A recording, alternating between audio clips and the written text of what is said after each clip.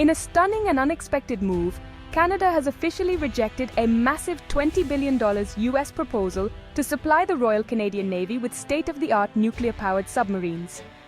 The decision, announced after months of speculation, has sent shockwaves through both political and military circles in North America.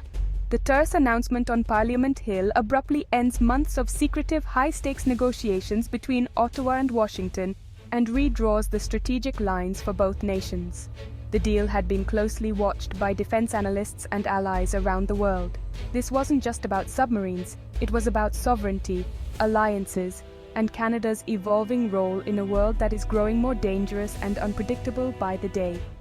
The decision touches on national pride, security, and the future of Canada's military posture. The deal would have replaced Canada's aging, often unreliable diesel-electric fleet with advanced nuclear-powered vessels, giving Canada the ability to project power and maintain a presence in the increasingly contested and strategically vital Arctic region. For the United States, this was more than a business deal. It was a rare opportunity to deepen North American defense ties, strengthen continental security, and ensure a united front against emerging global threats. Ottawa's refusal now leaves a significant strategic void, raising urgent questions about Canada's commitment to continental defense, its ability to patrol the world's longest coastline, and its readiness to respond to new security challenges in the north. The Trudeau government cited the high price tag, the lack of guaranteed Canadian jobs, and deep concerns over operational independence as key reasons for walking away. Critics argue that the decision could have long-term consequences for Canada's defense industry and its international standing. The rejection signals Canada's intent to chart its own uncertain path in global affairs, even as allies and adversaries alike are forced to recalculate their strategies and expectations. Canada now faces the challenge of defining its defense priorities in a rapidly changing world. In Washington, disappointment is palpable. Officials and analysts worry about the future of North American security cooperation. In Canada, a fierce debate is just beginning, with politicians, experts, and citizens questioning what this means for the nation's future. Was this a bold act of sovereignty and self-determination, or a costly mistake that could weaken Canada's security for years to come? The next chapter in Canada's defense story starts now, and the world is watching closely. To understand today's decision, look back at Canada's troubled submarine history. During the Cold War, Canada's Oberon-class subs were respected NATO assets, patrolling the North Atlantic. But post-Cold War budget cuts left the fleet aging and obsolete. In 1998, Ottawa bought 4 used British Upholder-class subs, renamed Victoria-class, hoping for a bargain. Instead, they inherited a maintenance nightmare: fires, floods, and years spent docked. The 2004 HMCS Chicoutimi fire, which killed a sailor, became a symbol of the program's failures. The Victoria class has spent more time in repair than on patrol, costing billions in refits. This legacy of disappointment has made Canadians deeply skeptical of big military procurements. That skepticism loomed large as Ottawa weighed the massive US proposal. History's lessons were impossible to ignore. Canada's submarine fleet is now a strategic liability. The 4 Victoria-class boats are over 30 years old and set to retire soon. They're noisy, short-ranged, and can't operate under Arctic ice, where Russia and China are expanding their reach. The Arctic's melting ice is opening new shipping lanes and resources, making it a hotspot for global competition. Russia deploys advanced nuclear subs under the ice. China is showing growing interest. Without modern subs, Canada's Arctic sovereignty is weakened. Surface ships and air patrols can't match the persistent, covert surveillance subs provide. Submarines are essential for enforcing sovereignty and deterring adversaries in remote waters.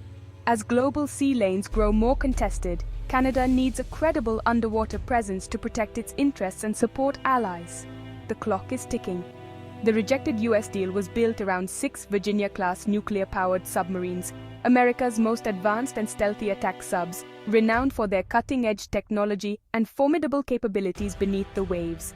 These submarines represent the pinnacle of US naval engineering, designed for both deterrence and power projection. The $20 billion package wasn't just about the submarines themselves.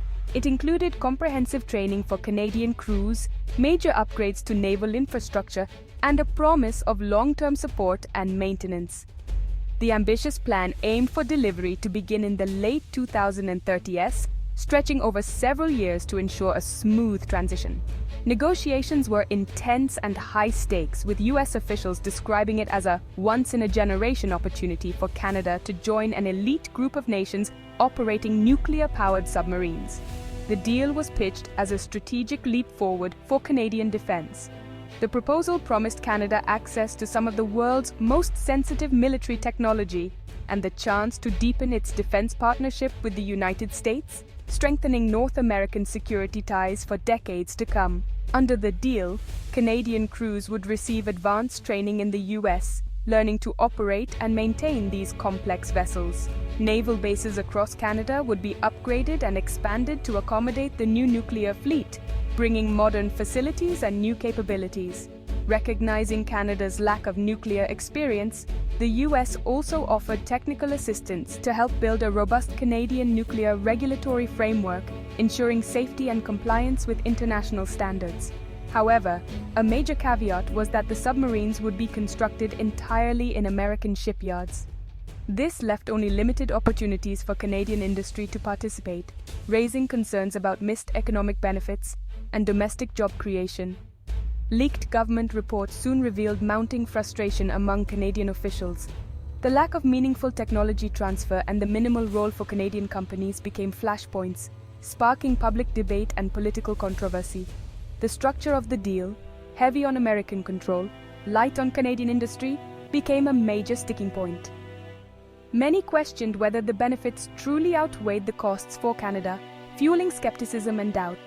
In the end, these concerns proved insurmountable. The promise of advanced submarines and closer US ties couldn't overcome the political and economic hurdles. Ultimately, the proposal's bold vision was overshadowed by its many strings, leaving Canada to reconsider its path forward in naval defense. Three major issues ultimately doomed the submarine deal for Canada: cost, jobs, and sovereignty. Each of these factors played a critical role in shaping the debate and, ultimately, the decision to walk away. The initial $20 billion price tag was just the beginning. When factoring in the full lifetime costs, including the construction of nuclear facilities, ongoing maintenance, and eventual decommissioning, the total could soar past $100 billion. This staggering sum would compete with essential public spending on healthcare, education, and infrastructure, raising tough questions about national priorities. For a government already under significant economic pressure, such a massive commitment was politically toxic. The public and media scrutiny intensified, with critics arguing that the funds could be better spent elsewhere. Canada's defense policy has long demanded that major military contracts create domestic jobs and foster homegrown innovation. The hope was that such a deal would boost Canadian industry, support skilled workers, and drive technological advancement. However, the US offer, which centered on American-built submarines, fell short of these expectations. Canadian industry leaders and workers wanted a made-in-Canada solution that would ensure local economic benefits and national pride. Perhaps most sensitive of all was the issue of sovereignty. Accepting US-built nuclear submarines would tie Canada's Navy closely to American command structures, raising fears about losing control over national defense decisions. Ottawa feared that such a move could erode operational independence, effectively making Canada's Navy a northern extension of the US fleet, rather than a fully autonomous force.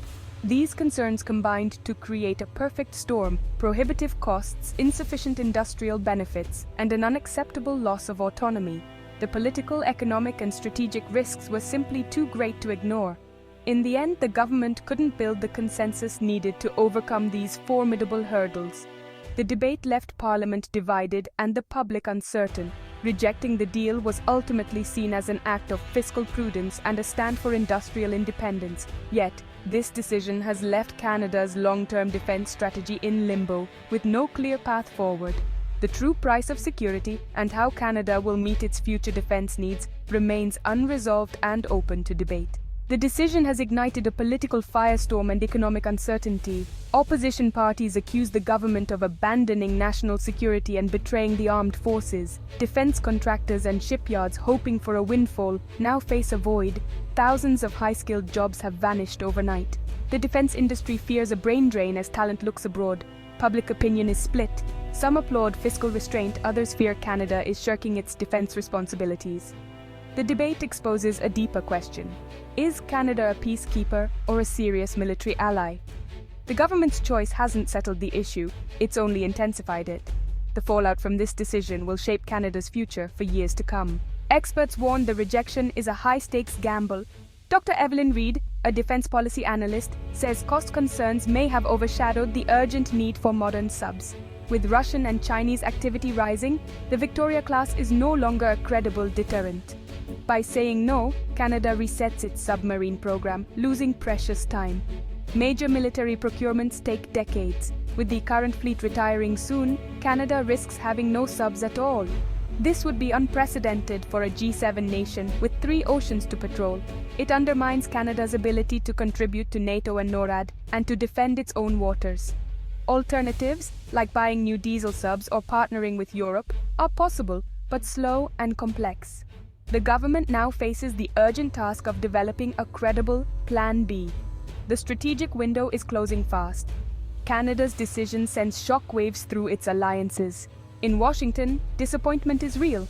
This deal was key to modernizing NORAD and integrating continental defense. The Five Eyes Intelligence Alliance now faces a capability gap, as Canada declines to join the nuclear subclub. NATO allies, especially in the north, had counted on a stronger Canadian naval presence to counter Russia. The burden now falls more heavily on the US and Europe, fueling debates about burden sharing. Allies are left questioning Canada's commitment and reliability. By turning down this opportunity, Ottawa risked diminishing its influence within its most critical alliances. The perception of Canada as a dependable partner is now in doubt. Rejecting the US deal closes one chapter, but opens a more uncertain one for Canada's defense. The strategic challenges, Arctic competition, aging subs, global instability, remain unresolved. The government must now urgently define a new submarine plan, advanced conventional subs, European partnerships, or emerging technologies. Canadians deserve a transparent, credible path forward. This moment demands a national debate about security, sovereignty, and the price we are willing to pay. The submarine saga has forced defense into the spotlight. The choices made now will determine if Canada can protect its interests or be left behind. The story is far from over. Staying informed and engaged is a matter of national security.